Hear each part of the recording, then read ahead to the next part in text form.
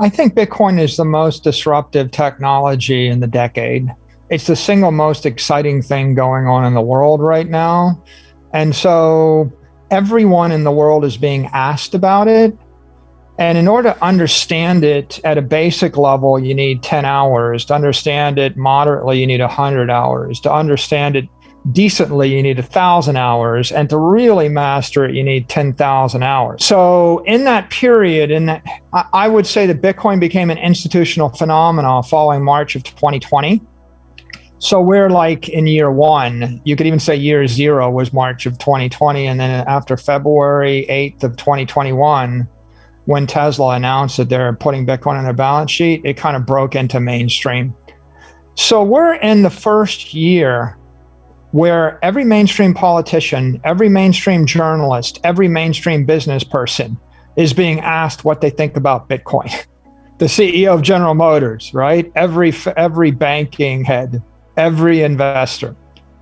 And if it takes you 1,000 hours to really get it and 10,000 hours to master it, but everybody in the world is forced to take a position on it with less than 1 hour or 2 or 3 hours of knowledge, then you're going to get a wide variety of reactions.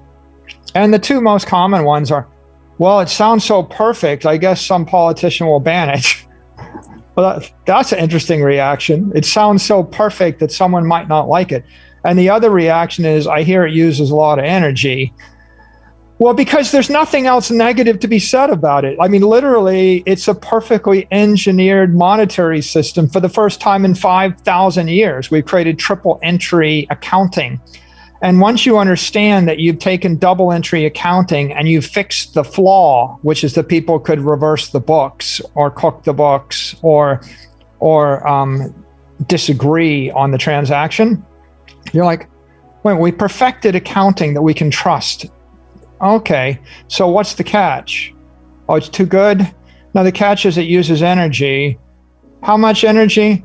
Well, I mean, 7 basis points, 0.07% of the worldwide energy mix nominally, but more like 1 to 2 basis points economically, because the nominal energy used is being bought at 2 cents or 1 cent a kilowatt hour, not at 10 cents a kilowatt hour. So it's like 1/100% of the economic value of energy in the world.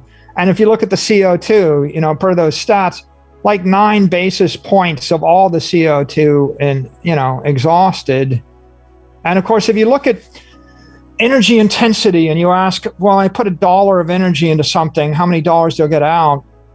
When you put $1 into Google or Netflix or Facebook, you get out $10. And when you put $1 into Bitcoin, you get out like $180, maybe $200.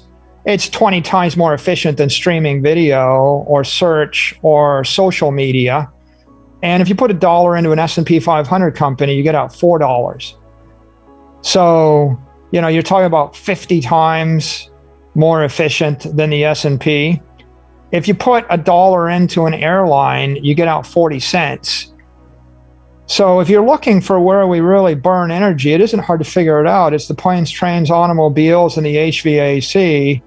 And Bitcoin itself, I think it has the claim to many honorifics. One of them, it's the most efficient use of energy the human race has yet to devise.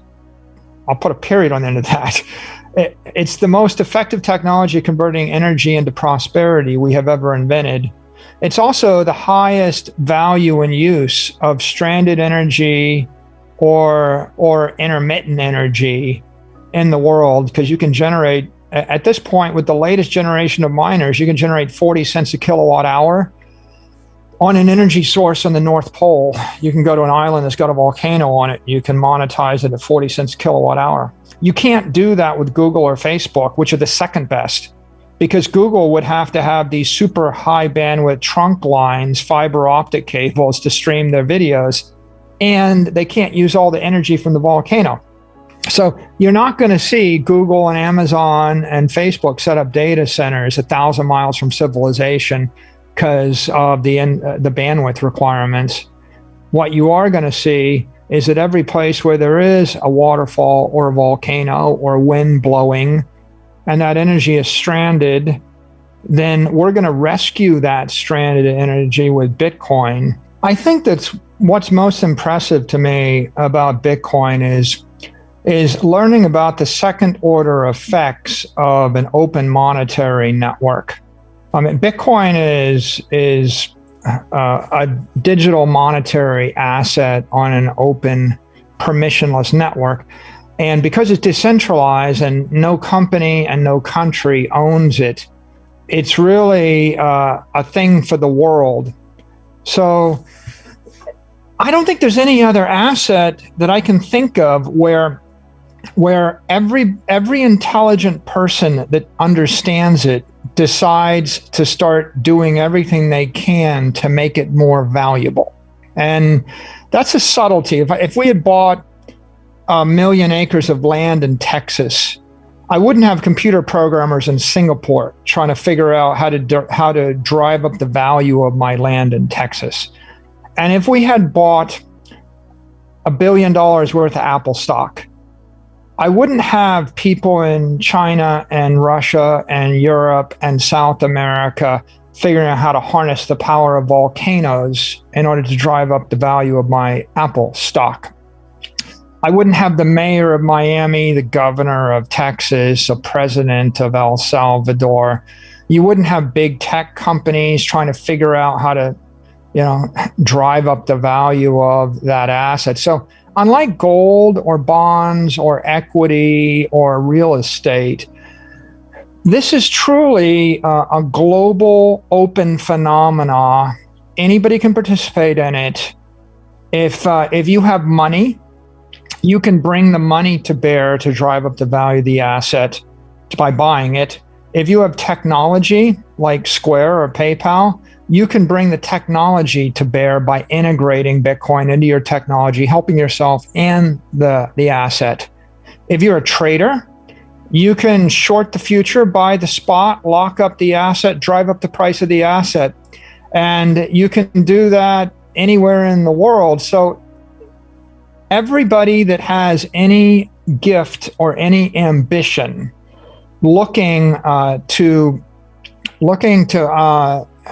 do something good for their own company and to build a better world, I think as soon as they see Bitcoin, this light bulb goes off and they realize, wait a minute, this is maybe the greatest opportunity of my lifetime.